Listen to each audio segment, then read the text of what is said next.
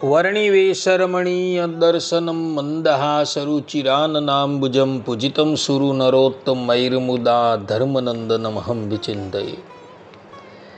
असतो मा षट्गमय तमसो मा ज्योतिर्गमय मृत्युर्मा अमृतं गमयः। ओम शान्तिः शान्तिः शान्तिः। अस्मद्गुरु समारंभां नाथयामुनमध्यमां लक्ष्मीवल्लभपर्यन्तां वंदे गुरु परंपरा।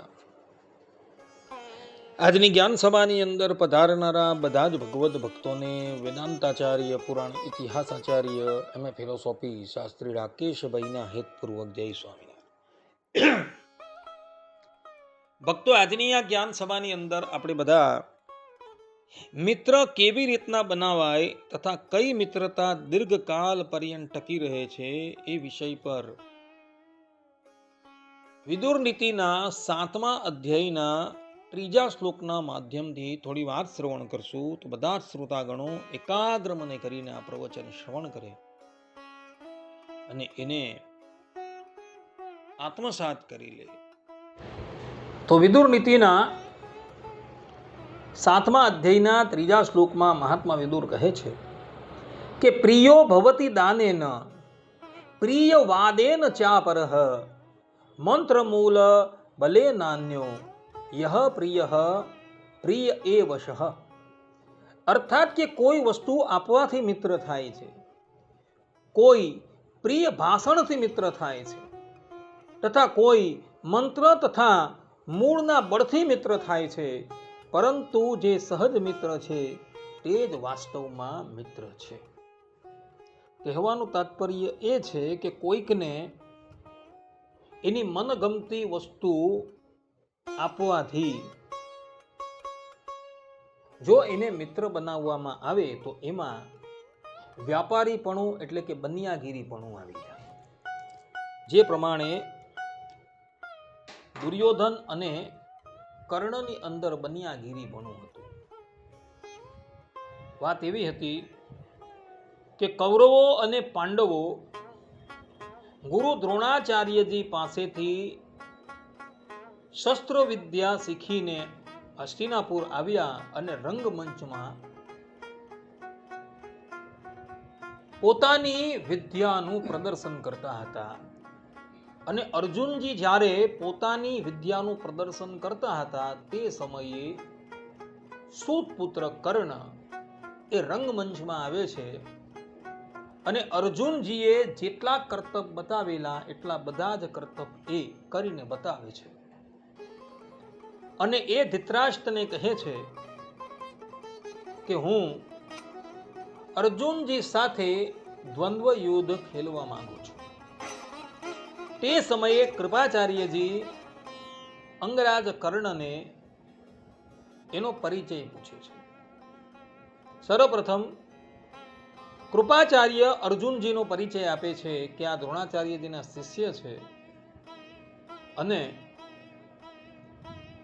હસ્તિનાપુરના રાજકુમાર છે। તું તારો પરિચય આપ, કારણ કે દ્વંદ્વ હંમેશા બરોબરી વાલાની અંદર જ યોગ્ય કહેવાય। આ પ્રમાણે જ્યારે કૃપાચાર્યએ કહ્યું એટલે કર્ણ નીચું મુખ કરી ગયો અને એવા જ સમયમાં કર્ણના પાલક પિતા અધિરથ સૂત એ રંગમંચમાં આવે છે। હવે અધિરથ સૂત રંગમંચમાં આવ્યા એટલે બધાને ખબર પડી કે કર્ણ સૂત પુત્ર છે, એટલે બધા જ લોકો એની ખિલ્લી ઉડાવવા લાગ્યા અને ભીમસેન જોર જોરથી બોલવા લાગ્યા કે અર્જુન એક સૂત પુત્રની સાથે ક્યારેય પણ પ્રતિસ્પર્ધામાં ઉતરે નહીં। આ પ્રમાણેની વાત સાંભળી દુર્યોધન ઊભો થાય છે અને એ રંગમંચમાં આવી કર્ણનો હાથ પકડે છે, એની સન્મુખ દોસ્તીનો પ્રસ્તાવ મૂકે છે અને તત્કાલ એને અંગ દેશનો અધિપતિ બનાવી દે છે। અને પછી એ જાહેર કરે છે કે હવે અર્જુન અને કર્ણ એક સરખા થઈ ગયા, કારણ કે દ્વંદ્વ બરાબરી વાલોમાં હોય.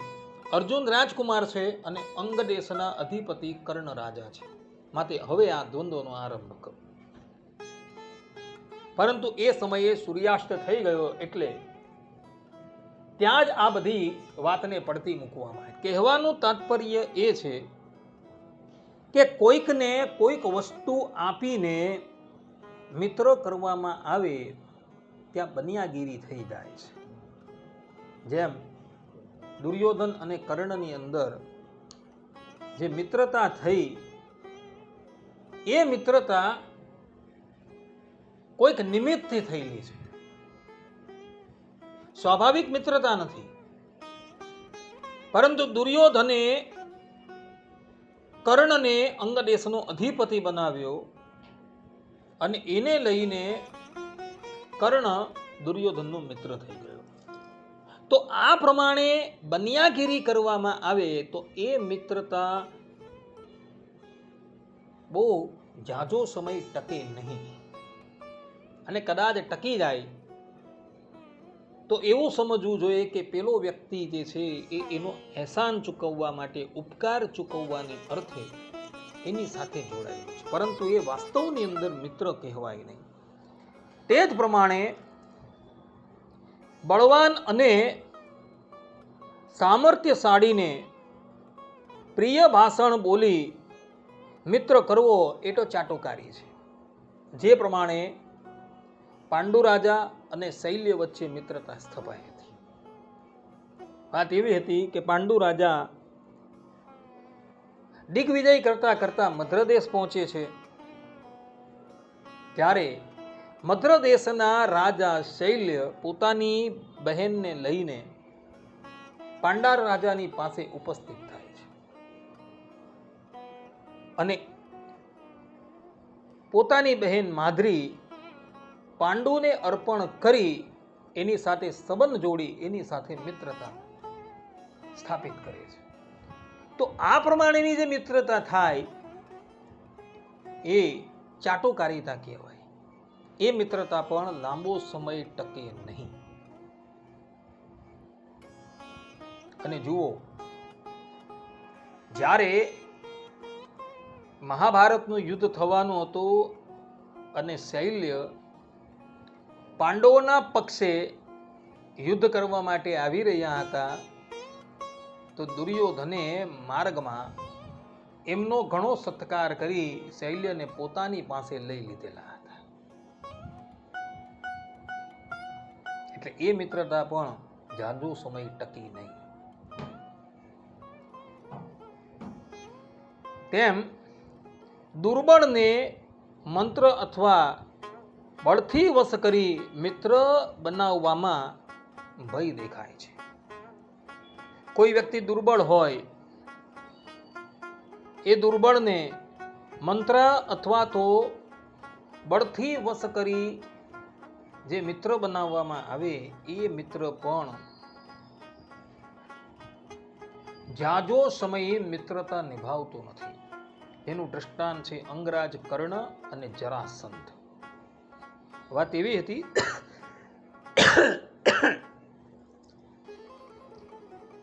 કે એક દિવસ કર્ણના પરાક્રમને સાંભળી જરાસંધ કર્ણને દ્વંદ્વ યુદ્ધની ચુનૌતી આપે છે અને બંને જણા દ્વંદ્વ યુદ્ધ કરવા માટે તૈયાર થાય છે. અખાડામાં બંને આવે છે અને દ્વંદ્વ યુદ્ધ કરવા માટે તૈયાર થઈ જાય છે. ઘણા દિવસ પર્યંત દ્વંદ્વ યુદ્ધ ચાલે છે. અંતે કર્ણ એક દિવસ જરાસંધને પછાડે છે અને પછાડી એનો જે એક ટાંટિયો હોય, એક પગ હોય, એના પર પોતાનો એક પગ મૂકે છે અને બીજો પગ લઈ જ્યાં એને ફાળવા માટે જાય છે ને ત્યાં જ જરાસંધ સમજી જાય છે કે આ મારા મૃત્યુનું રહસ્ય સમજી ગયો છે. એટલે એ તત્કાલ કર્ણને કહે છે કે કર્ણ, તું જીત્યો, હું હાર્યો. આ દ્વંદ્વ આપણે અહીં બંધ કરીએ છીએ. આથી તું મારો મિત્ર ને હું તારો મિત્ર. આપણે બંને જણા મિત્રતાના સંબંધથી જોડાઈએ છીએ.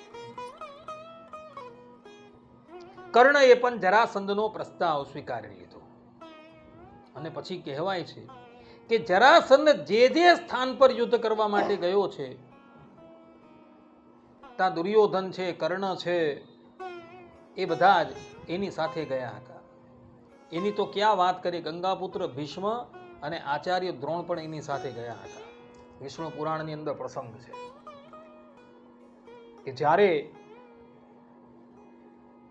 જરાસંધે મથુરાની ઉપર આક્રમણ કર્યું ને, તે વખતે એ ભારત વર્ષના પોતાને આધીન રહેલા બધા જ રાજાઓને અને પોતાના મિત્રોને લઈને આવેલો હતો. અને તે વખતે હસ્તિનાપુરથી દુર્યોધન પણ આવેલા, કર્ણ પણ આવેલો, ગંગાપુત્ર ભીષ્મ અને દ્રોણાચાર્ય પણ આવેલા હતા. એનું કારણ કે ગંગાપુત્ર ભીષ્મ અને દ્રોણાચાર્યજી હસ્તિનાપુરના સિંહાસનની સાથે જોડાયેલા હતા. એટલે ધૃતરાષ્ટ્ર જે આજ્ઞા કરી એ લોકોએ માનવી પડતી હતી. અને પેલી બાજુ દુર્યોધન એ જરાસંધનો મિત્ર હતો અને પોતાના મિત્રને એને સહાય કરવા માટે બોલાવ્યો, એટલે દુર્યોધન પોતાની સેનાને લઈને ઉપસ્થિત થયો અને એ સેનાના પ્રધાન સેનાપતિ ગંગાપુત્ર ભીષ્મ હતા. એટલે ની ઈચ્છા હતી છતાં પણ એને જોવું પડ્યું. વિષ્ણુ પુરાણની અંદર આ પ્રસંગ છે. કહેવાનું તાત્પર્ય એ છે કે દુર્બળને મંત્ર અથવા તો બળથી વશ કરવામાં આવે અને એને મિત્ર બનાવવામાં આવે ત્યાં ભય દેખાય છે, પરંતુ પરસ્પર ગુણથી આકર્ષાઈને મિત્ર બનાવવામાં સહજતા દેખાય છે, જેનું દ્રષ્ટાંત ભગવાન શ્રી કૃષ્ણ અને સુદામા છે. જ્યારે ઉજ્જૈનમાં સાંદીપની ઋષિના આશ્રમમાં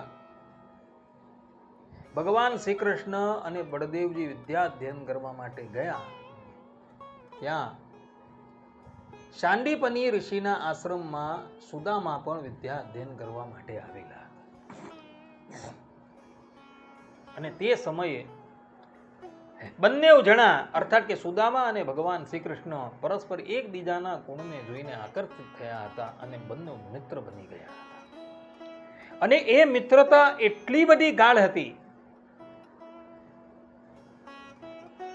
કે મિત્રનું દુઃખ એવો પોતે સ્વીકારી લેતા હતા. નિત્ય ગુરુ માતાનો નિયમ કે સુદામા અને શ્રી કૃષ્ણ જો કદાચ મોડા આવે તો એને માટે અલગ ભોજન એ રહેવા દેતા હતા. એક દિવસની વાત છે, વિદ્યા અધ્યયનમાં થોડો સમય વધારે પસાર થઈ ગયો, એટલે એ લોકોને આવતા મોડું થયું. એટલે ગુરુ માતાએ એ દિવસે ચણા બનાવેલા હતા, તો થોડા ચણા કાઢી એમણે શ્રી કૃષ્ણ અને સુદામાને માટે અલગ રાખેલા હતા કે જ્યારે એ આવશે ત્યારે એમને ભોજન કરાવી દેવા. હવે સંન્યાસીનો નિયમ કે જ્યારે ગ્રહસ્થના ઘરમાંથી ધુમાડો નીકળતો બંધ થાય ત્યારે એ લોકોએ ભિક્ષા માંગવા જવાનું. દુર્વાસા ઋષિ સાંદીપની ઋષિના ઘરે ભિક્ષા માંગવા આવેલા. જ્યાં દુર્વાસા છે ને એ ભગવાનની લીલાનું બહુ મોટું સાધન છે. ત્યારે ભગવાને કોઈ પણ લીલા કરવી હોય ને ત્યારે એને જ પ્રેરણા કરતા હોય છે. જો દુર્વાસા ઋષિ ન હોય તો આ સ્વામિનારાયણ સંપ્રદાય નું અસ્તિત્વ જ ન હોય. કારણ કે સ્વામિનારાયણ સંપ્રદાયના અસ્તિત્વમાં દુર્વાસાનો સાપ છે, જેની કથા હું તમને અનેકો વખત કહી ચૂકેલો છું. અને એ સ્કંદ પુરાણ, વૈષ્ણવ ખંડ, વાસુદેવ મહાત્મયમાં તથા આપણા સત્સંગી જીવનમાં પણ જોવા મળે છે.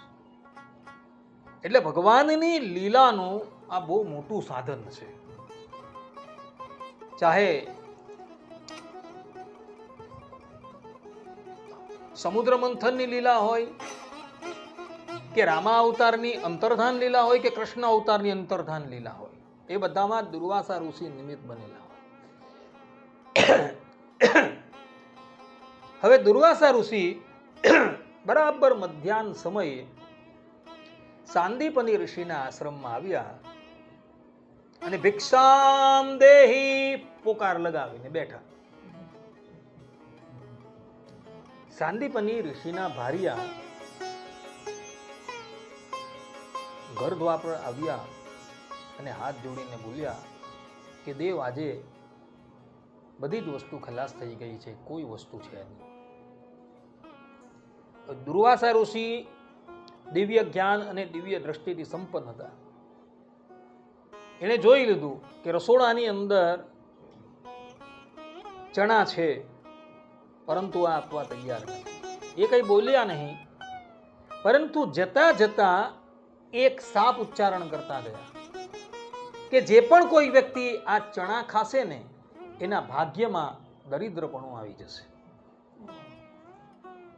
હવે આ સાપ જે છે ને એ સુદામા સાંભળી ગયા. એ સ્થાન પર આવીને ઊભા રહ્યા હતા અને દુર્વાસા જતા જતા જે વાક્ય બોલી ગયા એ સુદામાના કાનની અંદર પડી ગયું. હવે રાતની રસોઈ કરવાની હતી, આશ્રમમાં બળતણ ખૂટી ગયું હતું. એટલે શ્રી કૃષ્ણને સુદામા જેવા આશ્રમમાં આવ્યા એટલે ગુરુ પત્નીએ કહ્યું કે બેટા, આશ્રમમાં બળતણ ખૂટી ગયું છે, તમે લોકો જંગલમાં જઈને લાકડા નહીં લઈ આવો. અને ભગવાન શ્રી કૃષ્ણએ કહ્યું કે ભલે, અમે જઈને લઈ આવે. બિચારા સવારના ભૂખા હતા, કંઈ ખાધેલું નહીં હતું. એટલે ગુરુ માતાએ ચણાની એક મોટી પોટલી બાંધી અને સુદામાને આપી દીધી અને કહ્યું કે બેટા, માર્ગની અંદર ભૂખ લાગે ને તો આ જમી લેજો. સુદામા મનોમન વિચાર કરે કે આ તો પેલા ચણા છે જે ચણાને સાપ મળેલો છે. બંને મિત્ર જંગલમાં આવ્યા, લાકડા કાપ્યા, ભારા બાંધ્યા અને જેવા ઉઠાવવાનો પ્રયાસ કરે ત્યાં જ એકાએક મુસળધાર વરસાદ વરસાવવા લાગ્યો.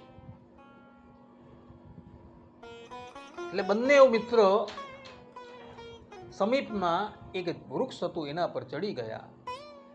આખી રાત વરસાદ વરસતો રહ્યો.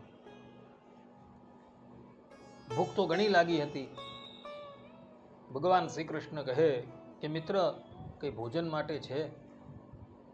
સુદામા જાણે છે કે ચણા છે, પરંતુ જો આ ચણા મારા મિત્રને આપી દેવાને તો એના ભાગ્યમાં દરિદ્રપણું આવી જશે. એના કરતાં એક કામ કરું, આ બધા ચણા હું જ જમી જાઉં.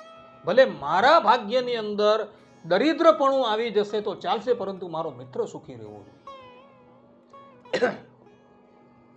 સુદામા કહે કે કઈ છે નહીં. ને પછી શ્રી કૃષ્ણની નજર એક બાજુ થઈને એટલે સુદામા બધા ચણા જમી ગયા. ભગવાન સર્વજ્ઞ છે, બધું જાણે છે. કટ કટ કટ અવાજ આવે છે. ભગવાન શ્રી કૃષ્ણ કહે છે કે મિત્ર, શું ચાવે છે? ત્યારે કહે છે કે ઠંડીને લઈને દાટ કટકટે છે. બધા ચણા જમી ગયા અને એ સાપ આપેલો હતો એ સાપ ચરિતાર્થ થયો. ભગવાન શ્રી કૃષ્ણ દ્વારકાધીશ થયા છે. સુવર્ણની દ્વારકા છે, પરંતુ સુદામાના ઘરે હંદલા કુસ્તી કરતા હતા. ઘોર દારિદ્ર. પોતાના મિત્રોનું બધું દુઃખ સુદામાએ પોતે ગ્રહણ કરી લીધું છે, પરંતુ પોતાના મિત્રને સુખી કર્યું છે. પરસ્પર ગુણથી જે મિત્ર બનેલા હોય ને એ મિત્રતા જીવન પર્યંત ટકે છે.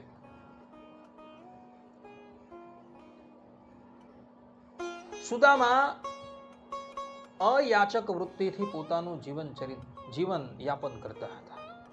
અયાચક વૃત્તિ એટલે કોઈ વ્યક્તિ એને આપી જાય એના દ્વારા એ પોતાનું નિર્વાહ છે, અથવા કોઈ આપવા ન આવે તો એ ભિક્ષાનું પાત્ર લઈને જાય, સાદ નહીં કરે.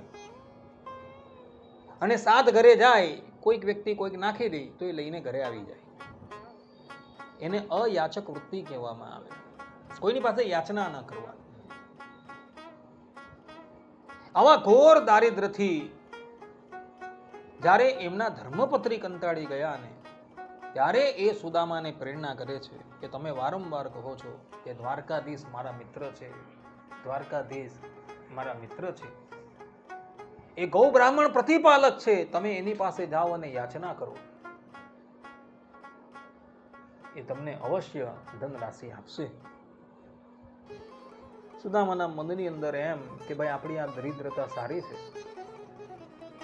પરંતુ પત્ની કહે છે તો લાવ ખાલી એને મળવા માટે જાઉં, મારે કઈ જોઈતું નથી. પરંતુ જતા જતા સુદામા કહે છે કે કલ્યાણી, મિત્રની પાસે એમનેમ તો જવાય નહીં, કઈક ભેટને લઈને જવું જોઈએ, માટે કઈક ભેટ તો આપ. તો આજુબાજુ 4 ઘરમાંથી મુઠ્ઠી ભર પૌવા ઉઘરાવી લાવી એની પોટલી વાળી એને સુદામાને આપી. વિચાર કરો કે સુદામાની આજુબાજુ રહેનારા પણ બધા દરિદ્ર જ હતા.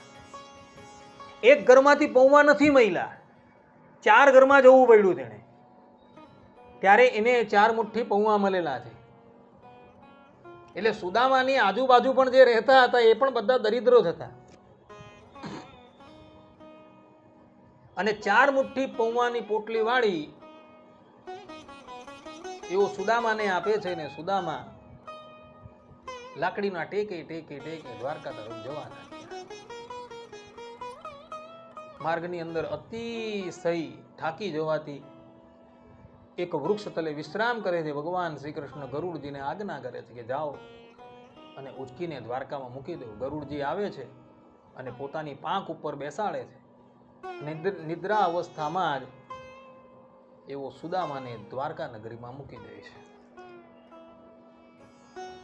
બધાને પૂછતા લોકોએ બતાવ્યું કે શ્રી કૃષ્ણનો મહેલ આયરો. મહેલ જોઈને જ સુદામાજી આશ્ચર્યચકિત થઈ ગયા. સુવર્ણનો મહેલ હતો, કેટલા તો દ્વાર હતા, એ દ્વાર પાર કરીને ત્યાં જવાનું. દ્વાર પર રહેલા સેવકને કહ્યું કે જાઓ તમારા રાજાને જઈને કહો કે એનો મિત્ર આવેલો છે. દ્વારકાધીશના દ્વારપાળો પણ વિવેકી હતા. એ લોકોને ખબર હતી કે અમારા સ્વામી ગૌ બ્રાહ્મણ પ્રતિપાલક છે. એણે અમને કહ્યું છે કોઈ પણ બ્રાહ્મણ જો મહેલમાં પ્રવેશ કરતો હોય તો એને અટકાવવાનો નહીં. દ્વારપાલ જઈને ભગવાનને સંદેશો આપે છે અને દ્વારપાલના મુખમાંથી એવા શબ્દો નીકળ્યા કે સુદામા આવેલા છે, ભગવાન બધી જ વસ્તુને એક બાજુ મૂકી ત્યાંથી જે ચાલી નીકળે છે. પગમાં પગરખા પહેરવાનું ભૂલી ગયા છે. એટલા પૂર વેગથી ભગવાન દોડતા હતા કે પોતાનો ઉપરણો પણ નીચે પડી ગયો એને પણ લેવા માટે તૈયાર નથી. દોડતા દોડતા દ્વાર ઉપર આવ્યા તો ત્યાં સુદામા ઉભા રહેલા હતા. જઈને સીધા ભેટી પડ્યા. બંને મિત્રો ભાવ સમાધિમાં પહોંચી ગયા છે. એક શબ્દ બોલતા નથી. નેત્રમાંથી આંસુ પડ્યા કરે છે. આ મિત્રતા છે. જુઓ, આ મિત્ર એવો છે કે દરિદ્ર છે અને બીજો જે છે એ દ્વારકાધીશ છે. પરંતુ પોતાનો દરિદ્ર મિત્ર પોતાની પાસે આવ્યો તો એને મળવા માટે સામું દોડ્યા. ને બીજી બાજુ દ્રોણ અને દ્રુપદ, એ લોકોની મિત્રતા જુઓ કેવી છે તે. પોતાનો મિત્ર દ્રોણ પોતાના ઘરે આવ્યો અને એની દરિદ્રતા જોઈને દ્રુપદ એનું અપમાન કરી દીધું. ને આ મિત્રતા જુઓ કે પોતાનો મિત્ર આવેલો છે એ સાંભળીને સામું લેવા માટે ગયા છે. દ્વારકાધીશને આ પ્રમાણેની ક્રિયા કરતા જોઈ ને એકાએક દોડતા જોયા એટલે સંપૂર્ણ રસાલો પછાડી દોડ્યો. 16,108 રાણીઓથી બધી દોડી કે શું થયું? આટલા બધા વ્યક્તિ તો ક્યારે દોડેલા ન હતા, આજે એકાએક આટલા વ્યક્તિ કેમ દોડે છે? ને આવીને બધી જોયું તો એક ભિક્ષુક જેવો વ્યક્તિ દ્વારકાધીશની ગોદમાં હતો. મનોમન વિચાર કરવા લાગ્યા કે આને માટે દોડ્યા છે આ. એને ખબર ક્યાં હતી કે એ ભિક્ષુકોની જ નાત અને જાત છે. એ ભિક્ષુકોને માટે તો એ પોતાનું સ્થાન છોડીને ધરાતલ પર આવે છે. સુદામાજીને હાથ પકડીને એવો પોતાના અંતઃપુરમાં લાવ્યા અને જે કક્ષમાં અને જે પલંગ પર રૂકમણીજી સાથે એવો સૂતા હતા એ પલંગ પર એમને વિરાજમાન કર્યા અને પોતાના સેવકોને કહ્યું કે જલ લેતા હો, મારા મિત્રના ચરણ ધોવા છે. જલ લાવતા વાર લાગી. સુદામાજીના ચરણની અંદર ઉઝરડા પડી ગયા હતા. મિત્રનું દુઃખ જોઈને કરુણા નિધિના નેત્રમાં જલ ઉભરાઈ આવેલા છે અને એના દ્વારા જ એમણે સુદામાના પગને ધોઈ નાખેલા છે. રાણીઓ ત્યાં ઊભી ઊભી વિચાર કરે છે કે આ ભિખારી જેવો વ્યક્તિ એને કયા પુણ્ય કરેલા છે એને લઈને એ દ્વારકાધીશની પ્રીતિનો ભાજી થયો. ભગવાન શ્રી કૃષ્ણએ સુદામાજીની ખૂબ સરભરા કરેલી છે. ભગવાન શ્રી કૃષ્ણ પ્રેમથી સુદામાજીને જમાડે છે. પછી બંને મિત્રો વાત ઉપર લાગે છે. સર્વજ્ઞ ભગવાન જાણે છે કે મારા મિત્રને કોઈ વાતની ઈચ્છા નથી, પરંતુ એની પત્નીએ કીધેલું એટલે અહીં આવેલું. આજે પણ એ એની પાસેથી જે વસ્તુ લાવેલો છે એ વસ્તુ મને આપતા શરમાય છે. ભગવાન શ્રી કૃષ્ણએ જોયું કે એની બગલમાં એક પોટલી એને દબાવીને મૂકેલી છે. પોટલી ખેંચી લીધી, પૌમાં નીચે વેરાઈ ગયા, પૌમાં બધા ભેગા કર્યા. પૌમાં જોઈને દ્વારકાધીશના નેત્રમાં આંસુ આવી ગયા છે. મહાત્માઓ કહે છે કે એ સમયે ભગવાનના નેત્રમાં આંસુ કેમ આવ્યા? તો એનું કારણ બતાવતા કહે છે કે એમને ગોકુળની યાદ આવી ગઈ. પોતાના મિત્રને કહે છે કે મિત્ર, આ તો બહુ અમૂલ્ય ભેટ તે મને આપી. જ્યારે ગોકુળમાં હું હતો અને મને જ્યારે ભૂખ લાગતી હતી ત્યારે મારી માતા દૂધની અંદર પૌવા બોળીને મને જમાડતી હતી. ત્યાર પછી મને આવી સામગ્રી કોઈએ જમાડી નથી. કેટલા વર્ષો પછી હું આ જમું છું. એક મુઠ્ઠી લીધી અને જ્યાં સંકલ્પ કરીને એ મુઠ્ઠી મુખમાં મૂકીને કે ત્રિભુવનની અંદર જેટલું પણ ઐશ્વર્ય છે એ અત્યારે ને અત્યારે મારા મિત્રના ઘરે ચાલ્યું છે. બધા લોકપાલોના જેટલા ઐશ્વર્ય હતા બધા ત્યાં ચાલ્યા છે. દેવતાઓથી લઈને એનો બધો જ રસાલો સુદામાપુરી પહોંચી ગયો છે અને સોનાના મહેલો તૈયાર થઈ ગયા છે અને બધા દેવતાઓ અને એના સેવકો સુદામાજીની ભાર્યાની સેવામાં લાગી ગયા છે. ને જ્યાં બીજો મુઠ્ઠી લઈને મૂકવા જાય છે ત્યાં જ મહાલક્ષ્મી આવીને હાથ પકડી લે છે કે પ્રભુ મને હવે તમે એની સેવામાં મોકલો નહીં, હું તો તમારે પરાયણ છું, બસ રાખો. ભગવાન શ્રી કૃષ્ણએ સુદામાને પ્રત્યક્ષની અંદર તો કોઈ વસ્તુ આપી નથી, પરંતુ જ્યારે સુદામા ઘરે જાય છે અને જુએ છે તો પોતાની પર્ણકુટીના સ્થાન ઉપર મોટા મોટા મહેલો છે. વિચાર કરે છે કે આ મહેલ કેવી રીતના આવ્યા, અને પછી એને ખબર પડે છે કે મારો મિત્ર જ્યારે કોઈના ઉપર કૃપા કરે છે ને ત્યારે એ કૃપા બહારથી જાહેર નથી કરતો, પરંતુ અંદર ને અંદર જ કરે છે. પણ સુદામા પણ એવા ભગવત ભક્ત હતા, એ મનોમન ભગવાનને ઠપકો દેવા લાગ્યા કે પ્રભુ આ શું મને તમે આપ્યું? હું તો મારી દરિદ્રતાની અંદર જ બહુ જ નિશ્ચિંત હતો, મને બહુ શાંતિ હતી કે જેથી કરીને હું એકાગ્ર મને કરીને તમારું ભજન કરતો. આ તો બધી ઉપાધિ આપી દીધી. ભગવાનના ભક્તો ભગવાનનું સ્મરણ મૂકીને એ વૈભવ ભોગવવા પણ તૈયાર નથી. એને એ વૈભવ પણ વિષ જેવો લાગે છે. સુદામા મનોમન ભગવાનને ઉલ્હાના આપે છે કે પ્રભુ આ ક્યાં આપ્યું તમે મને? હું જેવો હતો તેવો બરાબર છું.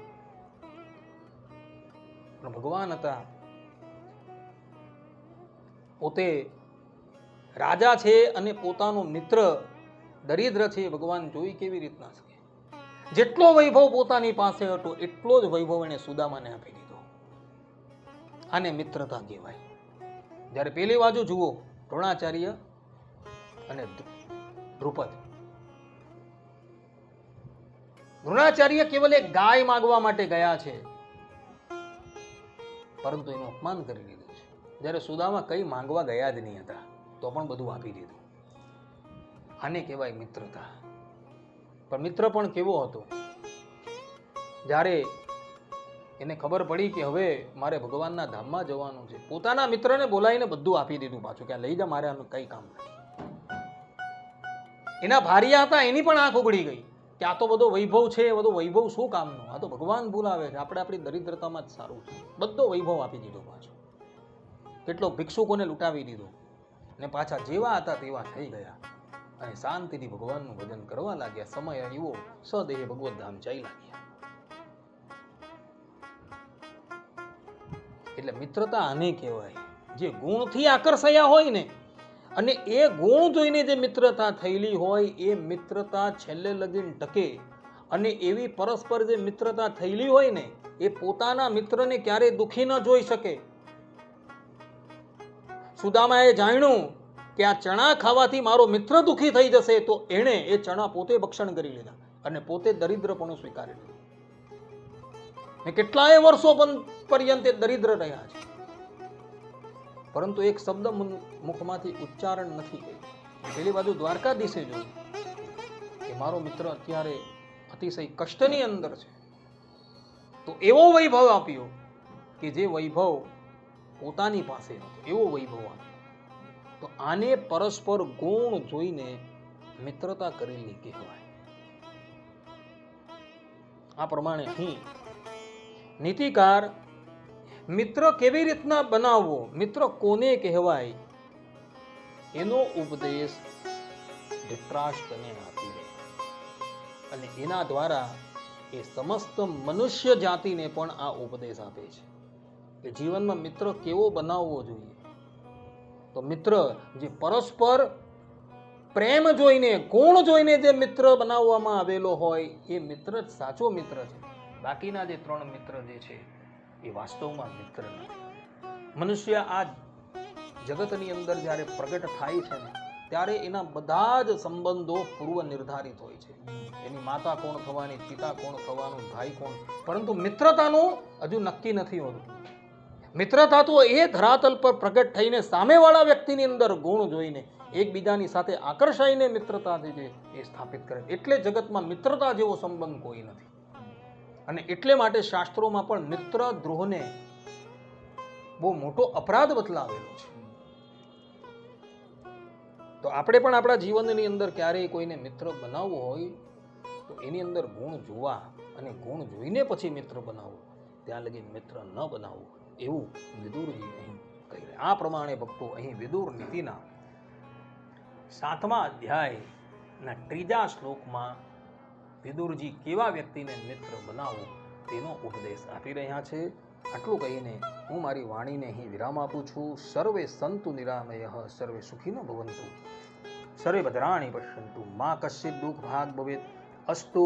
જય સ્વામિનારાયણ. શ્રીપતિમ શ્રીધરમ સર્વદેવેશ્વરમ ભક્તિધર્માત્મજમ વાસુદેવ હરે માધવમ કેશવમ કામદમ કાર. શ્રી સ્વામિનારાયણમ નીલકંઠમ ભજે સહજાનંદ સ્વામી મહારાજની જય. બધા ભક્તોને હિતપૂર્વક જય સ્વામિનારાયણ, જય શ્રીમન્નારાયણ, જય શ્રી કૃષ્ણ, જય શ્રી રામ. વર્ણિવેશરમણીય દર્શનમ મંદહાસરુચિરાનનાંબુજમ પૂજિતમ સુરુ નરોત્તમૈર્મુદા ધર્મનંદનમહં વિચિંતયે.